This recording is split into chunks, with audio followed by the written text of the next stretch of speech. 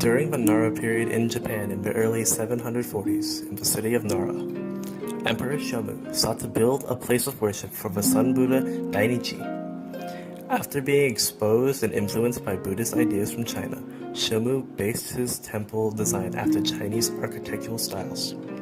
As emperor, Shomu influenced Japanese culture with Buddhist ideas from China.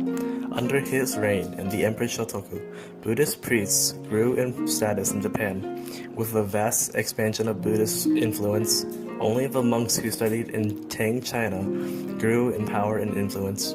During this time, 1,000+ temples were built in order to provide a place of worship for the Buddha.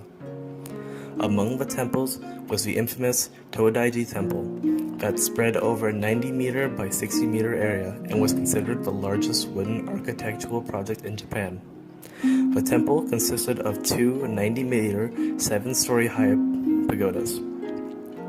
On the outer appearance, the physical attributes of the temple consist of red columns, yellow ceiling, green window frames, white walls, and a black tile roof. The temple did go under reconstruction after its destruction during the Genpei Civil War in 1185 to 1333. During the Kamakura era, though the temple was not as large as it once was due to the reconstruction of the temple. One icon that depicts Buddhism as a whole would have to be the Daibutsu. Standing at 14.9 meters, the Daibutsu was a massive celestial Buddha that sat inside the Todai-Ji. Shomu believed that the bigger-sized Buddha was in good interest in order to grant Buddhist followers good fortune. Looking at the Buddha, we can see the lotus flowers are presented in front of the Buddha. The intention of this was to describe the power of the Buddha. Studies suggest that the Daibutsu had the power to give rise to new worlds.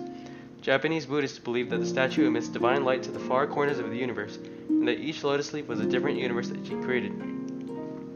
Moving up on the piece, remnants of Emperor Shomu are left on the knee of the Buddha, symbolizing his connection to the Daibutsu. If we look closer to the physical facial features of the thick Buddha, we can see quite gloomy facial expressions that create a sullen feel to the piece. We believe that this was due to post-Civil War effects that may have caused damage to the head of the Buddha. As a whole, the Daibutsu was a depiction of power, of nature, and the universe. Golden leaves surround the Daibutsu to depict the soul's reason. Another piece that depicted great significance to the temple was the Neo-Guardian statues. The statues are presented with an open and closed mouth, which represents life and death.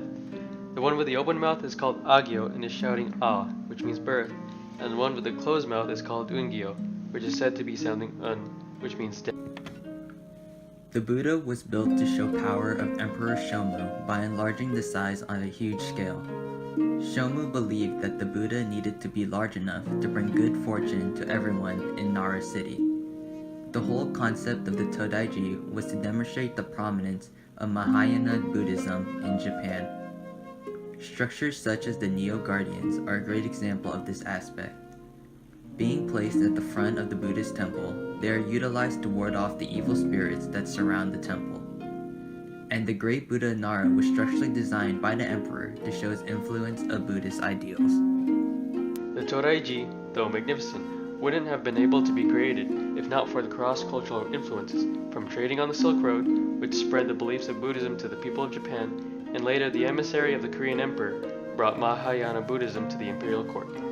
As stated earlier, the design of the temple was based on that of a Chinese palace, which could be seen in the style and color used.